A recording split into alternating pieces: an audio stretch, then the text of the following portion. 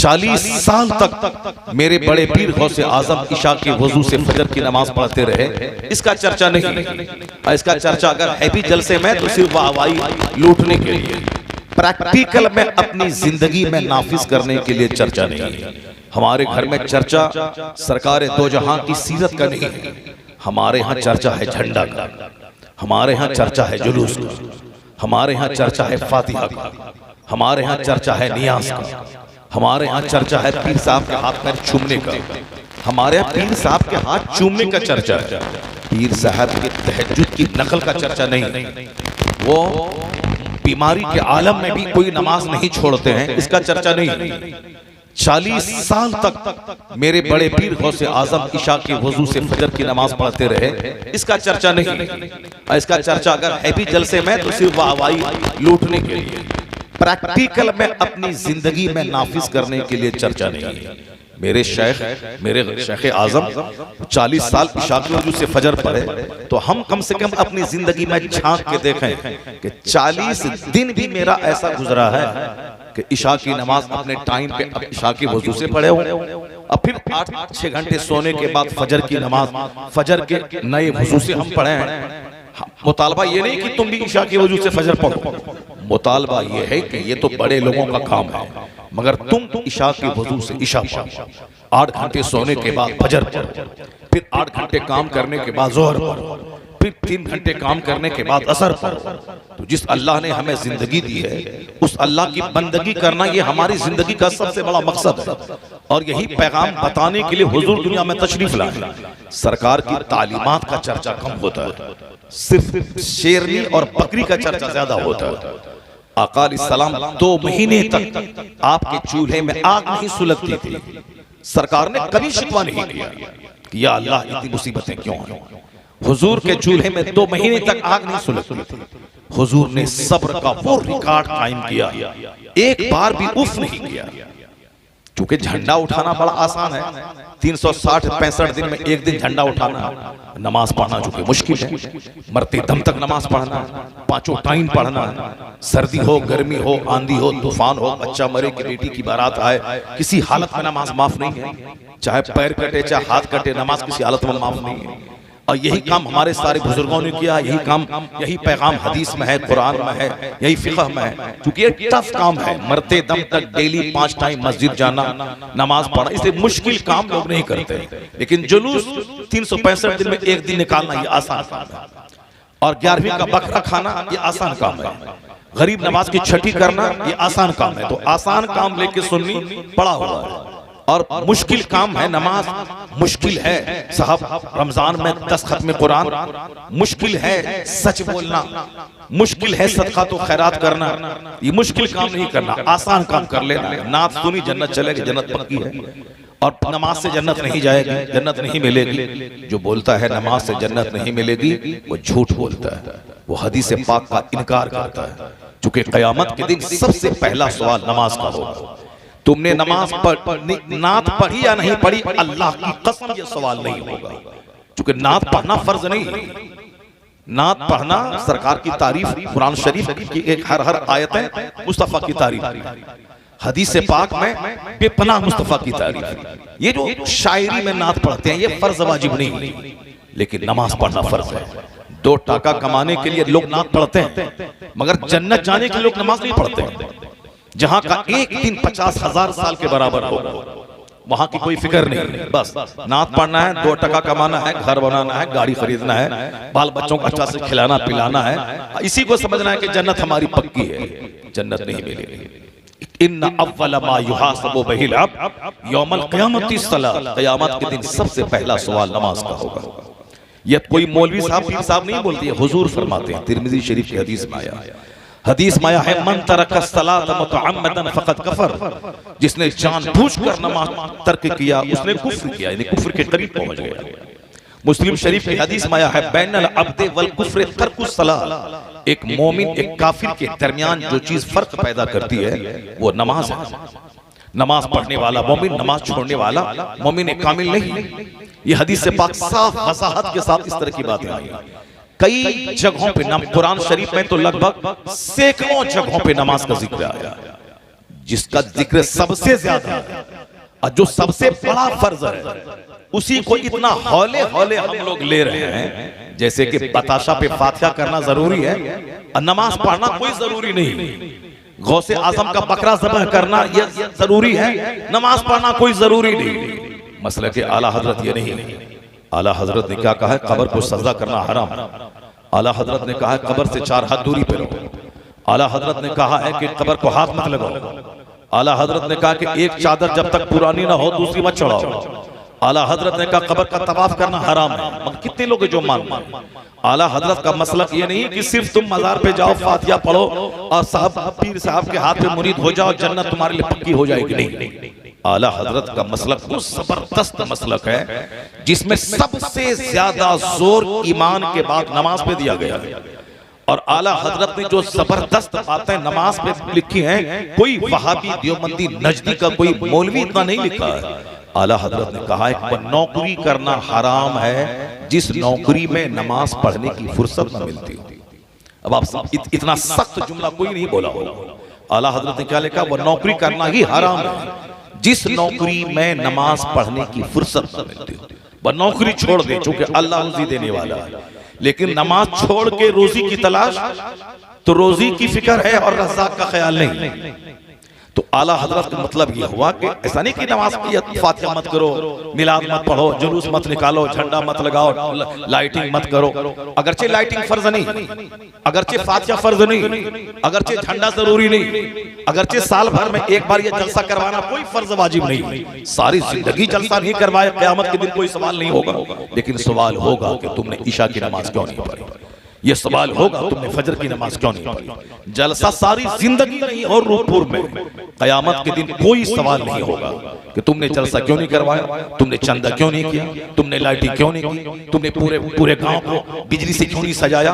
अल्लाह की कसम ये सवाल नहीं होगा, मगर ये सवाल होगा कि तुमने फजर क्यों नहीं पढ़ी, तुमने जोहर क्यों नहीं पढ़ी, तुमने ईशा क्यों नहीं पढ़ी। अब इसका मतलब ये नहीं निकला कि झंडा लगाना हराम है, फातिहा पढ़ना हराम है, चादर चढ़ाना हराम है। नहीं, यही तो फर्क है। जो कहता सिर्फ नमाज पढ़ो, झंडा लगाना हराम है, खुशियां मनाना हराम है, वो भी जहन्नमी है, जहन्नम का रास्ता चुना। और जो ये कहता है कि सिर्फ झंडा, बिजली, बल्ब, बत्ती, 11वीं 12वीं, बकरा, छठी और लंगर, मालिदा, हलीम, खिचड़ा, और उसके बाद क्या है कि जुलूस मोहम्मदी, नमाज की क्या जरूरत है, अल्लाह ताला माफ कर देगा, ये भी जहन्नम है। जो एक गैर जरूरी चीज को फर्ज समझे हुआ वो अभी जहन्नम का रास्ता चुना। और जो हलाल चीजों को, जायज चीजों को हराम कह रहा है वो भी जहन्नमी। यही फर्क है। जो जाहिल गद्दी नशी और जाहिल पीर फकीर सूफी बनता है, नमाज छोड़ करके बकवास करता, फातिहा, मिलाद, संदल गाकर चादर पे जोर देता है, वो भी जहन्नम का रास्ता चुना। और वो नजदी वहाबी जो हलाल चीजों को हराम कहता है वो भी जहन्नम का रास्ता चुना है। ये बीच का रास्ता है मसलके आला हजरत के नमाज भी होगी, नियाज भी होगी, नमाज भी होगी, फातिहा भी होगी, नमाज भी होगी, जुलूस मोहम्मदी भी निकलेगा, नमाज भी होगी, सरकार गरीब नवाज की छठी भी होगी, नमाज भी होगी, झंडा भी लगेगा, लाइटिंग भी होगी, जुलूस मोहम्मदी भी शान से निकलेगा। यानी फर्ज भी अदा होगा, नफल भी अदा होगा। यही रास्ता सीधा जन्नतुल फिरदौस लेके चला जाएगा। यही है मसलके आला हजरत। इससे हट के मन के मुताबिक नहीं चलेगा कि हम पैसा के लिए आला हजरत का नाम ले रहे हैं और फिर अपने आप को जहन्नम में धकेल रहे हैं। नहीं, आला हजरत ने कोई नमाज जिंदगी में छोड़ी नहीं फर्ज होने के बाद। यहाँ तक कि जो आपकी जिंदगी का आखिरी दिन था, 25 सफर 1340 हिजरी जुमा का दिन 2:38 पे आपका विसाल हुआ, उस दिन भी शरीयत पर इतना जबरदस्त अमल था कि आपने वसीयतनामा लिखवाया और कहा कि मुस्तफा रजा बड़ा बेटा मुफ्ती आजम कहाँ है, कुरान शरीफ पढ़ो, सूरह यासीन पढ़ो, सूरह राअद पढ़ो। पढ़ने में गलती हुई, उसको आला हजरत ने टोका, वसीयतनामा लिखवाया, अपने हाथ से साइन करवाया और कहा कि मेरा जनाजे की नमाज मेरा बड़ा बेटा हामिद रजा पढ़ाएंगे, हुज्जतुल इस्लाम। उनको अगर सारी दुआएं याद हैं तो वह पढ़ाएंगे, अगर नहीं दुआ याद है उनको तो अमजद अली सदरुल शरिया पढ़ाएंगे। तो इस तरह सारी वसीयतें करने के बाद का घड़ी सामने रख दो, घड़ी देखते रहे 12 बजा का अभी टाइम नहीं हुआ, 1 बजा अभी टाइम नहीं हुआ, 2 बजा भी टाइम नहीं हुआ, यानी ऐसा लग रहा है कि जैसे कि सारा काम टाइम के मुताबिक हो रहा है। वसीयतें लिख रहे हैं, कुरान शरीफ पढ़वा रहे हैं, वसीयत कर रहे हैं और कह रहे हैं कि कोई रोना धोना मत, मेरी वजह से नमाज में ताखीर मत करना। सब सारा सिस्टम समझा दिया। कहा कि मैं सुबह से कुछ नहीं खाया हूं, तुम लोग परेशान मत होना। जिस तरह कुछ लोग खाते पीते हैं, मर जाते हैं तो पेट सहलाना पड़ता है, अंदर से गलाजत निकलती है। कहा कि मैं सुबह से कुछ नहीं खाया, उसका ख्याल रखना, जनाजे में नमाज में ताखीर मत करना। और सारी वसीयतें की और कसरत से कलमा शरीफ पढ़ते रहे, सफर की दुआ पढ़ते रहे। 2:38 के करीब आपने कहा तमाम तस्वीरों को हटा दो। कहा तस्वीर का गुजर आला हजरत के घर में कहाँ है तस्वीर, आला हजरत घर में तस्वीर कहाँ है। कहा लोगों ने सब सोचने लगे कहाँ तस्वीर है, कहाँ फोटो है।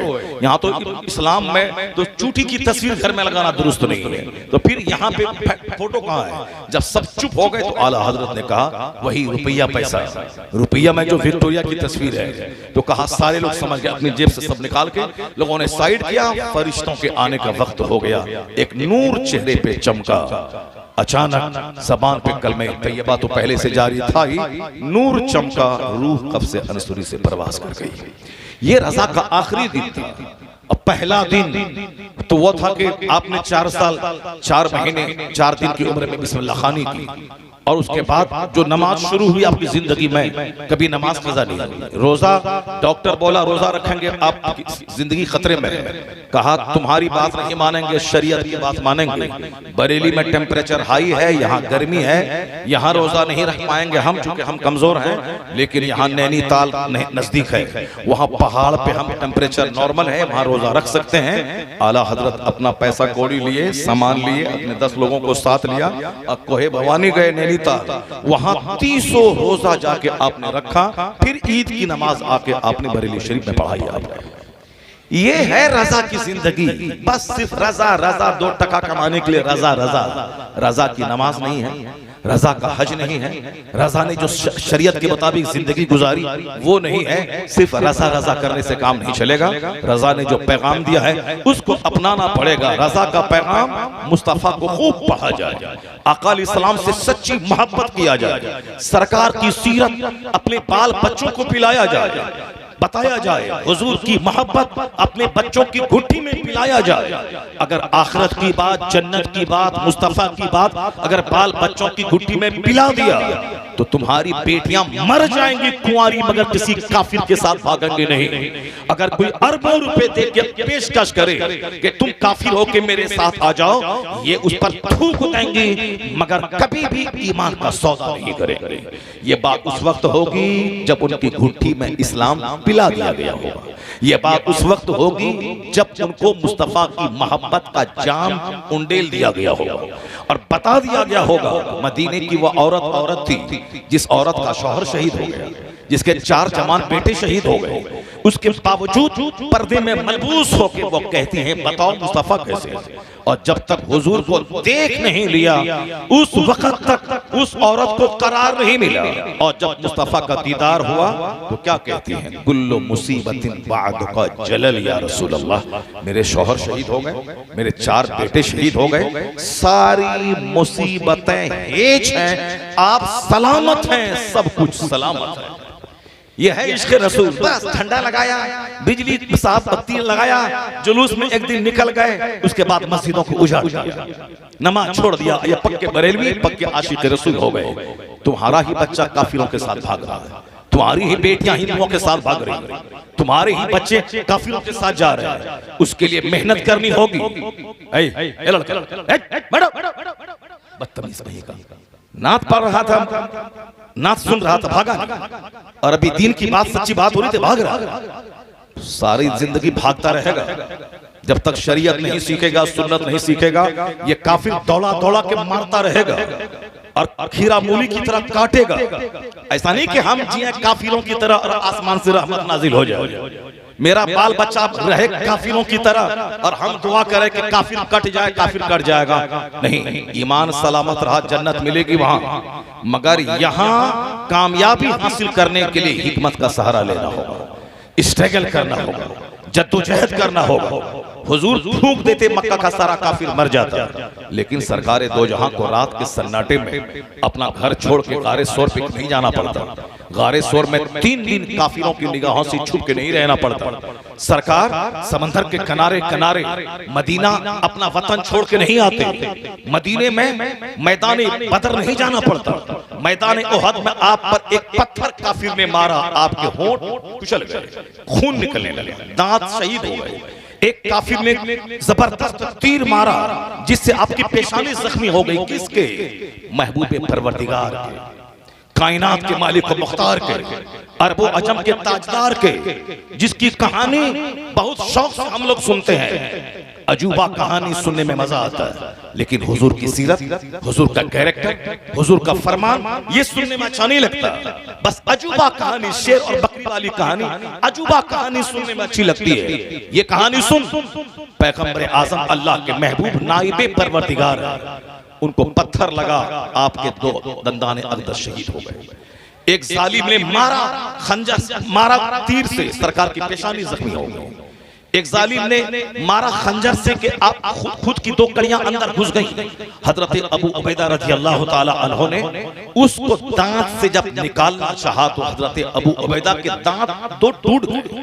इस कदर अंदर वो कड़ियां अंदर चली गई थी। आका अलैहिस्सलाम जख्मों से चूर थे, खून बह रहा था। सरकार एक गड्ढे में जमीन पे आ गई। सैयदा फातिमा ज़हरा को मालूम हुआ, वो वहां से दौड़ी आई और अपने अब्बा के खून को पोंछने लगी। खून जब नहीं रुका तो चटाई को जला करके वो राख उस पे डाली, तब खून का बहना बंद हुआ।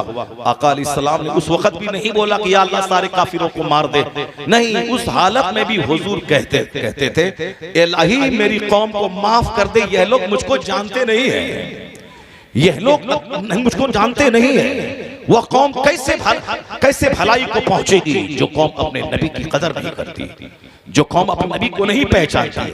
हमारा बच्चा लुच्चा, हमारा बच्चा लफंगा, हमारा बच्चा गुंडा, हिंदुओं का बच्चा डीएम बन रहा है, हमारा बच्चा इश्कबाजी कर रहा है, हमारा बच्चा हुल्लड़बाजी कर रहा है, इसलिए हमारे बच्चे डकैत हो रहे हैं, हमारे बच्चे गुंडे हो रहे हैं, हमारे बच्चे लुच्चे लफंगे लड़कियों को भागने वाले आशिक बन रहे हैं, जबकि यहूदी साइंटिस्ट बन रहा है, हिंदू आईएएस ऑफिसर बन रहा है। जबकि वक्त की पाबंदी का पैगाम मुस्तफा ने दिया था।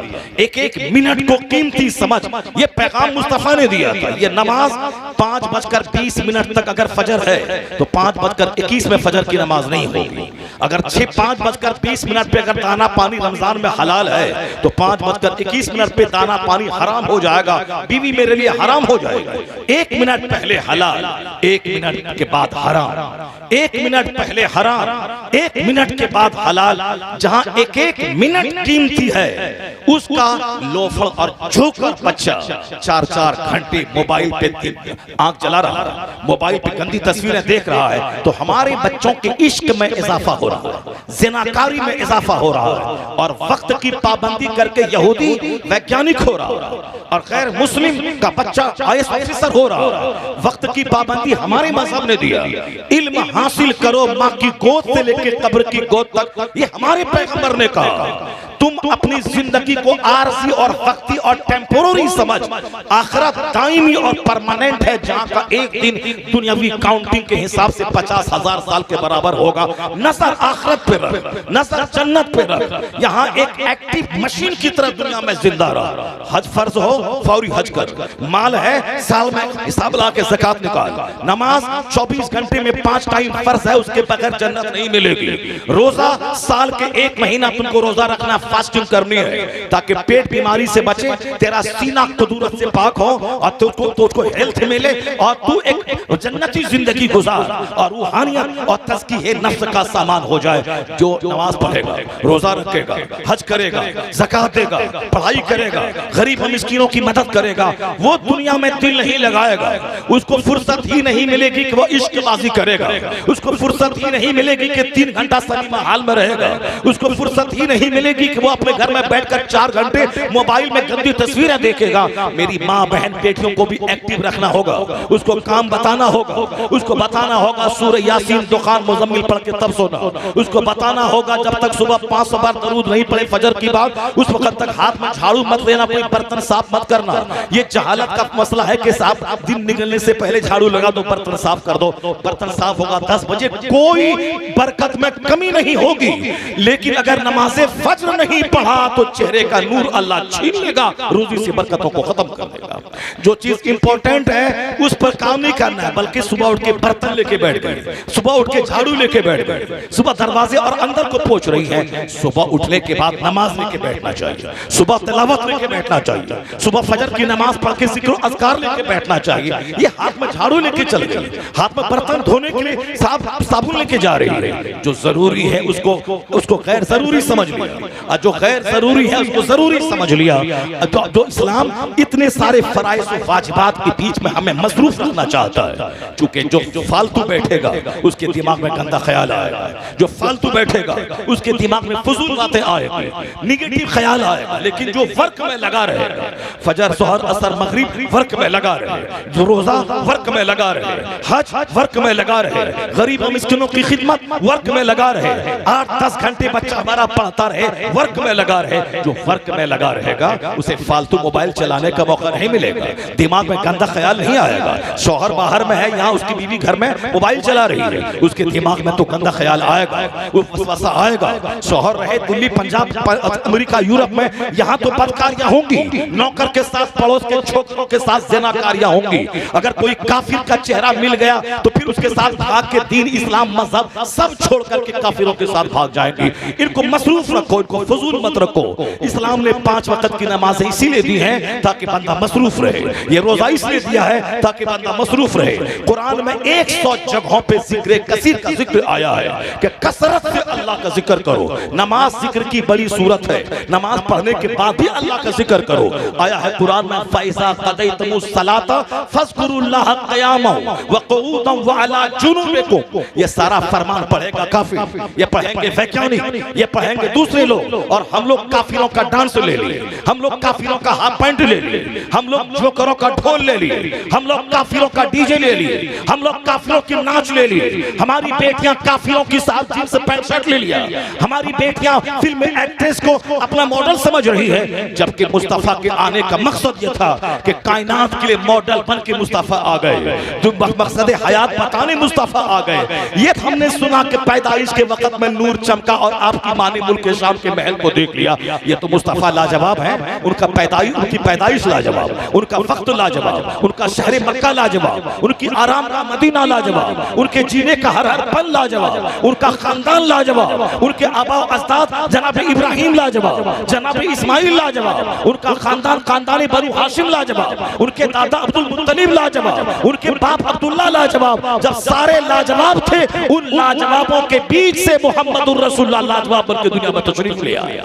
ये तो अल्लाह रब्बुल इज्जत ने अपने महबूब को इज्जत दी है कि अल्लाह रब्बुल इज्जत ने अपने महबूब को शानदार माओं के जरिए, शानदार बाप के जरिए, शानदार मुल्क में, शानदार वक्त में, शानदार घड़ी में पैदा किया। पैदा क्यों किया, इस पे गौर करना होगा। हुजूर क्यों आए, हुजूर को दुनिया में क्यों सबसे आखिर में भेजा गया, ये क्या चीज है, पढ़ना पड़ेगा। अल्लाह ने अपने महबूब को भेजा है ताकि हमारा मकसद हयात बता दे, खुद मुसीबतें उठाकर वो हमें जिंदगी का राज समझा दे, बता दे कि दुनिया क्यों बनी है, बता दे कि हम क्यों मरेंगे, बता दे कि आखिरत कैसे कायम होगी। इसलिए मुस्तफा की सबसे पहली तकरीर जो हुजूर ने नबूवत के ऐलान के बाद किया था सफा पहाड़ से, उस पहाड़ की पहली तकरीर यही की थी, ऐ लोगों मैं पहाड़ पे खड़ा हूँ, मैं तुम्हें भी देख रहा हूँ, मैं पीछे पहाड़ के भी देख रहा हूँ। अगर मैं तुमसे ये कहूँ कि पीछे से एक फौज हमला आवर होने वाली है, क्या तुम मेरी बात मान लोगे? तो क्या कहा सहाबा ने? हाँ, मा जर्रबना अलैका इल्ला सिद्का, हमने आपकी जिंदगी में सिवाय सच के कोई तजर्बा ही नहीं किया, हम तो आपकी जबान से सिर्फ सच ही सुने हैं, आप अगर कहेंगे तो हम मान लेंगे। हुजूर ने कहा कि अगर तुम्हें ये कहो तो तुम मान लेना, अब इससे बड़ी बात मैं तुमसे कह रहा हूं। हुजूर की पहली तकरीर में सरकार ने कहा कि जिस तरफ मैं तुझे देखता हूं, पीछे भी देख रहा हूं, उसी तरफ मैं दुनिया भी देख रहा हूं, और मरने के बाद जो आखिरत है उसको भी देख रहा हूं। मैं तुमको जहन्नम से डराने आया हूं, मैं खुदा के अजाब से डराने आया हूं, मैं नजीर बन के आया हूं। नजीर के मतलब अल्लाह के अजाब से डराने वाला। मैं मुबश्शिर बन के आया हूं।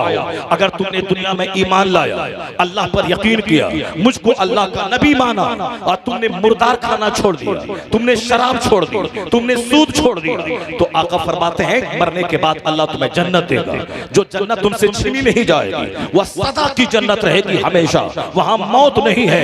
इसलिए तुम मुझे अल्लाह का नबी मानो, अल्लाह पर ईमान लाओ, शिर्क छोड़ दो, कुफ्र छोड़ दो, तुम्हें जहन्नम की खतरनाक आग से डराने में आया हूं। वो अजाब जो अल्लाह ने तैयार करके रखा है काफिरों के लिए, मुशरिकों के लिए, शराबियों पापियों के लिए, गुनहगारों के लिए। यही तकरीर का मफहूम था सरकारे दो जहां का।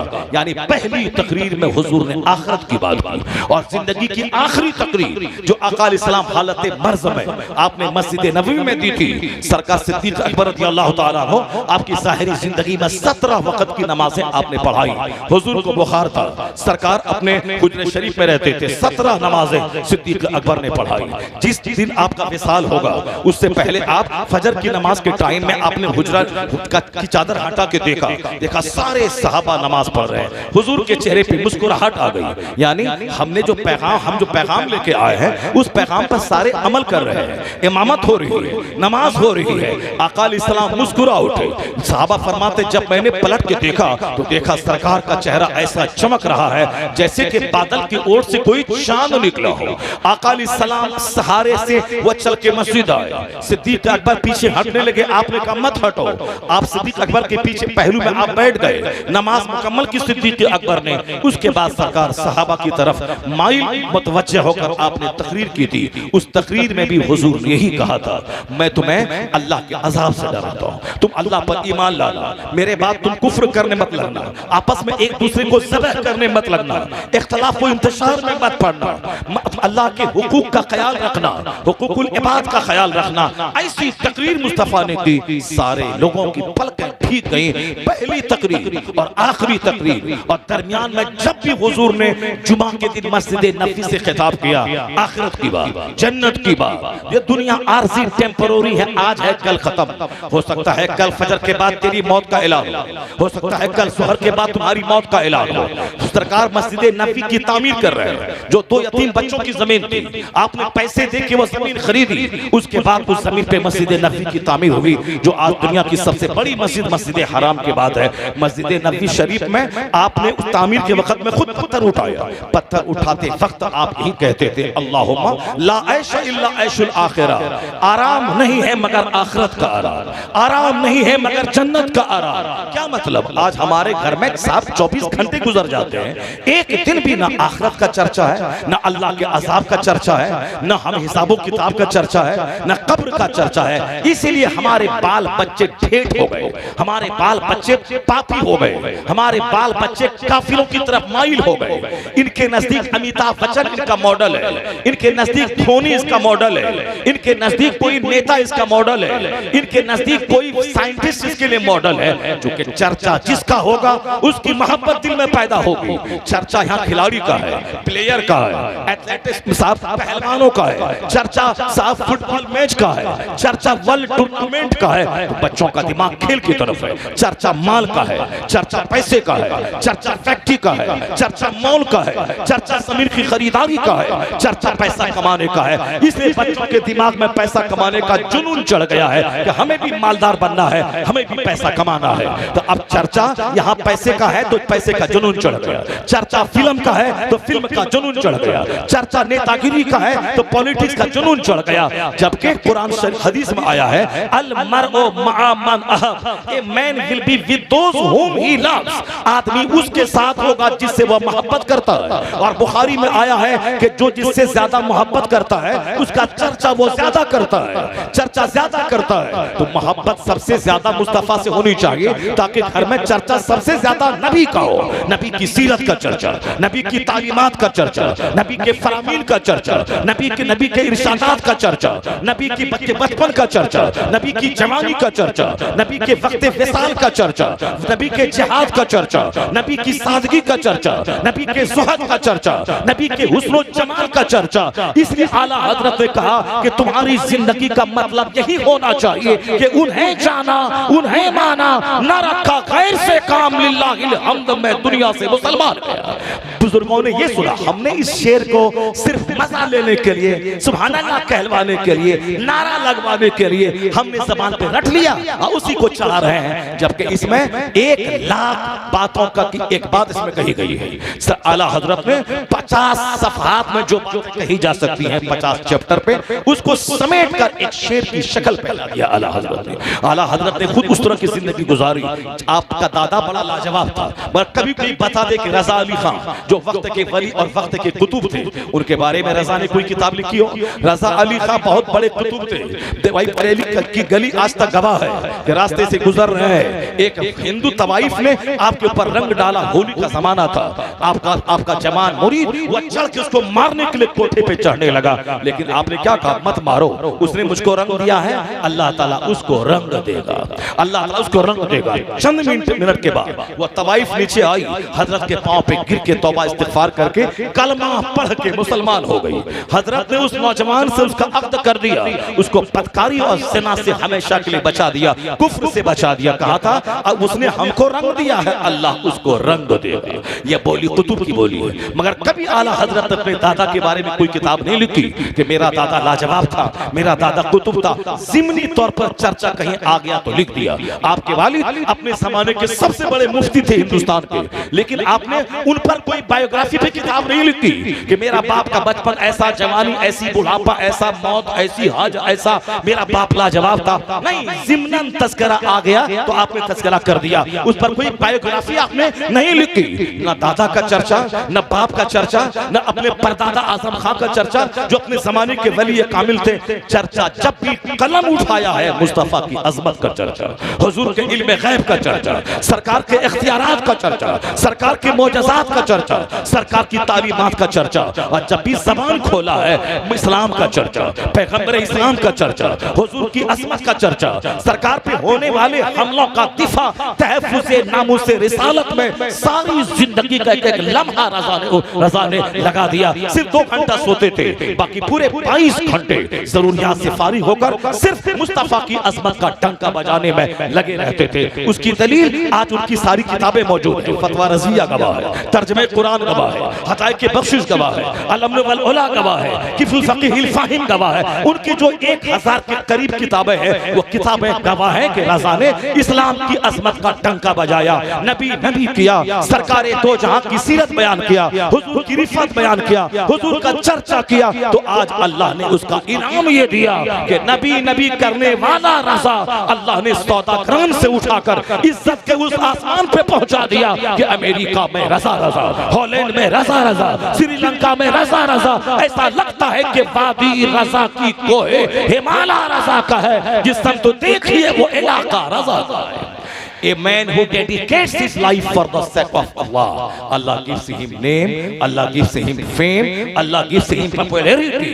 जो अपना जीवन अल्लाह के लिए समर्पित कर देता है, अल्लाह उसे शोहरत देता है, अल्लाह उसे मकबूलियत देता है, अल्लाह उसे बुलंदी देता है, अल्लाह उसे इज्जत देता है। तो इस्लाम सिर्फ थ्योरी का नाम नहीं है, इस्लाम प्रैक्टिकल पे जोर देता है, इस्लाम अमल पे जोर देता है। नमाज, रोज़े, हज और ज़कात बेसिक पिलर है, इस्लाम उस पे जोर देता है। उम्दा आदात, उम्दा अखलाक, उम्दा तहजीब पे इस्लाम जोर देता है। जो हदीस मैंने पढ़ी, उस हदीस का मतलब यही था। हुजूर ने कहा मुसीबतें जिंदगी में आएंगी, ऐसा नहीं कि जो नमाज पढ़ेगा, रोजा रखेगा, जो वली होगा, जो कुतुब होगा, उस पर कोई मुसीबत नहीं आएगी। हुजूर कायनात के मालिक हैं, आपका बेटा आपके सामने मर गया, तो हुजूर ने ये नहीं कहा कि मैं तो सारे पैगंबरों का सरदार हूँ, मैं तो अल्लाह का नबी हूँ, मेरा बेटा क्यों मर गया। नहीं, मकसद हयात समझाने मुस्तफा आए रहे थे तो बेटा के मरने के बाद आंख से आंसू निकल रहा है, लेकिन ज़बान खामोश है। हुजूर ने क्या फरमाया, ए इब्राहिम इन्नी बेफिराक का लमहज़ून, मैं तेरी जुदाई से गमगीन हूँ, मेरी आंख आंसू बहा रही है, ऐनी तबकी ऐनी, मेरी आंख रो रही है, मगर मेरा दिल अल्लाह के फैसले पर मुतमईन है। मैं ज़बान से ऐसा कुछ नहीं बोलूंगा जिससे मेरा खुदा नाराज हो जाए। क्या मतलब मुसीबतें आएंगी, सब्र करना होगा, खामोश रहना होगा, अल्फाल नहीं बकना होगा, तकदीर पर ईमान लाना होगा कि जो कुछ अल्लाह ने लिखा है वह हुआ और जो कुछ अल्लाह ने लिखा है वह होगा। इसलिए ये मत कहना कि लो काश, मत कहना कि ऐसा कर दिए होते तो ऐसा हो गया होता, ऐसा कर दिए होते तो ऐसा हो गया होता। नहीं, फ़इन्ना लौ तफ्तहु अमल शैतान, मुस्तफा कहते हैं काश, इन केस, अगर, मगर मत बोलना। तकदीर पर ईमान लाना जरूरी है मुसलमान होने के लिए कि अल्लाह ने हमारी रोजी लिख दी है, अल्लाह ने मेरी मौत लिख दी है। इसलिए मोमिन होने के लिए जरूरी है अल्लाह पर ईमान लाना, सारे रसूलों पैगंबरों पर ईमान लाना, क़यामत के दिन पर ईमान लाना, हिसाब किताब पे ईमान लाना, तकदीर पे ईमान लाना, ये जरूरी है। अल्लाह की सारी किताबों पे ईमान लाना।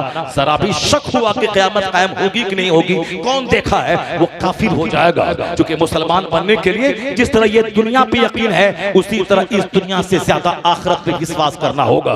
जैसे ये दुनिया है, रात है, दिन आएगा, सूरज निकलता है, चांद निकलता है, महीना आता है, साल आता है, उसी तरह इससे ज्यादा फैक्ट है कि आखिरत है, क़यामत कायम होगी, हिसाब किताब होगा, हर स्याह सफेद सामने आएंगे और हर नेकी बदी को तौला जाएगा।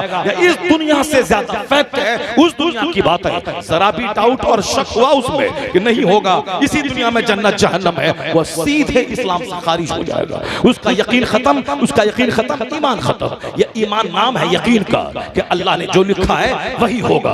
रोजी अल्लाह ने लिख दिया है, मौत अल्लाह ने लिख दी है। बाकी हमको अल्लाह ने कहा है रोजी तलाश करो, हम तलाश कर रहे हैं। अल्लाह ने कहा है जमीन पे फैल जाओ, हम जमीन पे फैल रहे हैं, हम पढ़ रहे हैं, लिख रहे हैं, खेती बाड़ी कर रहे हैं, दुकान में बैठ रहे हैं। तो यकीन करना होगा जैसे अल्लाह रोजी लिखा है, मगर मुझको खेत जाना होगा, कॉलेज स्कूल में पढ़ के नौकरी करनी होगी, उसी तरह अल्लाह जन्नत देगा, मेरे गुनाह को माफ करेगा। लेकिन रोजी देने वाला अल्लाह है तो मुझे खेत और दुकान जाना होगा। उसी तरह अल्लाह बख्शने वाला है, मगर मुझको मस्जिद जाना होगा, सजदा करना होगा, नमाज पढ़नी होगी। जिस तरह दुनिया में रोजी देने वाला अल्लाह है, मगर मुझको खेत जाना होगा, खलियान जाना होगा, फैक्ट्री जाना होगा, पढ़ना लिखना होगा, कंपटीशन फेस करना होगा, उसके बाद नौकरी मिलेगी तो रोजाना 5 घंटे ड्यूटी पे जाना होगा, रिटायरमेंट तक, तब जाके 2 टका मिलेगा, उससे रोटी खाएंगे, बाल बच्चों को पालेंगे। रोजी देने वाला अल्लाह है, मगर तुमको तदबीर करनी होगी। ठीक यही पॉइंट आखिरत के लिए क्यों कमजोर हो जाता है आपका। अल्लाह माफ कर देगा, हम ज़िना करें, शराब पिए, पाप करें, झूठ बोलें, सूद खाएं, गीबत करें, दूसरों की जमीन हड़पें, समाज में लड़ाई झगड़ा करें, कुत्तों की तरह एक दूसरे से लड़ें, समाज में मोहब्बत ना करें, एक दूसरों की तकलीफ पे सब्र ना करें, एक गाली दी तो 10 गाली दे दें और सब घमंड का पुतला बने और जन्नत हमारे लिए पक्की है। नहीं होगा ऐसा। चले पूरब और पहुंच जाए, काबा नहीं होगा। तू काबा न रसी ए राबी की रह के मी रबी तुर्किस्तान। तू जो रास्ते पे जा रहा है, ये रास्ता काबा तक नहीं ले जाएगा, ये रास्ता तो तुर्किस्तान ले जाएगा। ये रास्ता पूरब का है, पश्चिम का नहीं है। यही पैगाम कुरान का, यही पैगाम मुस्तफा का, यही पैगाम हदीस का, यही पैगाम औलिया और सालिहीन की जिंदगी का। बता दें कि हम लोग कहां उस पैगाम से हट के अपने अपने हाथ में अलग अलग डफली, अलग अलग राब अला पे हुए हैं। कोई पीर के लिए लड़ रहा है, कोई साहब जात राधी के लिए लड़ रहा है, कोई साहब अपने अपने इलाके के इलाकायत को लेकर मर रहा है। हुजूर ने तकरीर में कहा था हज्जतुल फतह के मौके पर, अब इस्लाम आ गया है, मैं अल्लाह का पैगाम पहुंचा चुका हूं। अब सुनो, ला फदला ले अरबीन अला अजमी, किसी अरबी को अजमी पर, किसी अजमी को अरबी पर कोई फौकियत नहीं होगी। मैं अब इस्लाम लेके, इस्लाम आ गया है, इस्लाम कंप्लीट हो चुका है। कोई काला गोरे पर फौकियत नहीं रखेगा, कोई गोरा काले पर फौकियत नहीं रखेगा। मुस्तफा कहते हैं अब जिसका अमल अच्छा होगा, जो अल्लाह से डरेगा। कुरान शरीफ की आयत पढ़ के सुनाई आपने, इन्ना अक्रमकुम इंदल्लाहि अतकाकुम, यानी हुजूर ने फरमाया तुम में सब सबसे ज्यादा इज्जत वाला वो होगा जिसका कैरेक्टर सबसे ज्यादा अच्छा होगा। यहाँ कोई अपने खानदान के घमंड में पड़ा हुआ है, शेख में डूबा हुआ है, पैठान में मर रहा है, साहब कोई जोलाहा अंसारी को समझ के उसको साहब चारों शाने चित करके उसको हकीर समझ रहा है। ये यहूदी क्रिश्चियन को कहता है काफिर है, या क्रिश्चियन यहूदी को कहता है काफिर है। सूरह बकरा में आया है, कालतिल यहूद लैसतिन नसारा अला शै, यहूदी कहते हैं कि नसरानी कुछ नहीं है, काफिर है।